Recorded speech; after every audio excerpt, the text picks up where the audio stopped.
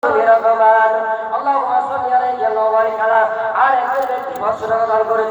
আল্লাহ তুমি তাকে গ্রহণ করো।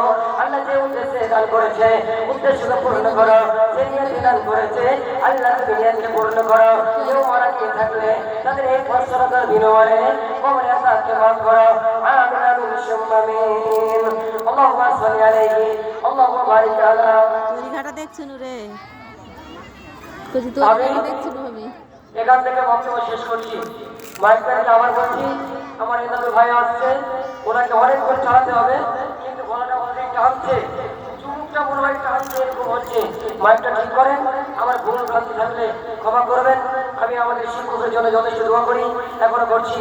আল্লাহ সুবহানাহু ওয়া তাআলা আমাদের শিক্ষক মন্ডলী তথা গোটা মাদ্রাসার ওলামায়ে দ্বীন কমিটি এবং সদস্যবৃন্দ সকলকে তাদের জীবনের গুনাহগুলিকে মাফ করে বলুন আল্লাহুম্মা আমিন।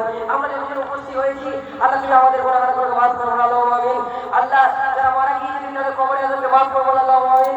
আল্লাহ আমরা যারা অসুস্থ আছি, যারা অসুস্থ পড়ে আছে, আল্লাহ তুমি তাদেরকে আরোগ্য দান করুন বলুন আল্লাহুম্মা আমিন। সুবহানাল্লাহি ওয়া বিহামদিহি আশহাদু আল্লা ইলাহা ইল্লা আনতা আস্তাগফিরুকা ওয়া আতুবু ইলাইক। আসসালামু আলাইকুম ওয়া রাহমাতুল্লাহি ওয়া বারাকাতুহু।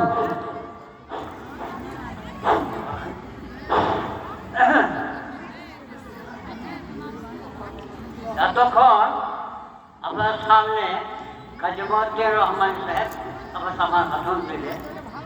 ছেলেরা আমাদের মাদ্রাসার শিক্ষার ছাত্র আমাদের এখানে মিলে ভালো দিয়েছে, তারা পাক কথা বলবার ক্যাপাসিটি দিয়েছে। আরও যেন আরও ভালোভাবে ক্যাপাসিটি পাই, আরও ভালোভাবে আমাদেরকে বিস্তারিত করার জন্য আরও চেষ্টা করার দরকার আছে। সেই এই কথাই বললো, এই কথাই বুঝতে পারলাম সাহাবারা ইসলাম গ্রহণ করেছিলেন। ইসলাম গ্রহণ করার পরে তাদের উপরে জুলুম হয়তো এত হয়েছিল যার কথা জুলুম।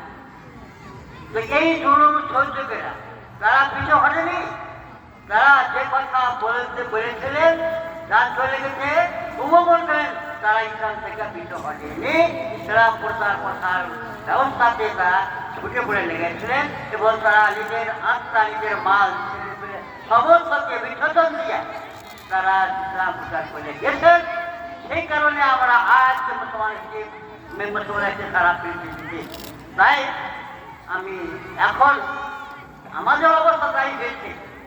আজ আমাদের মুসলমান সারা পৃথিবীতে ইমান কথা বলতে এমন অবস্থা হুজুর বলেছেন যে সেই সমাজে কিছুদিন পরে ইমানটাকে রাখা বা ইমান হাতে ধরা কিরকম, যেমন একটা আগুনের আঙ্গা, আগুনকে হাতে রাখা যেমন কষ্ট হয়, সেই রকম ইসলামকে রাখা, ইমানকে রাখাটাই কষ্ট হয়।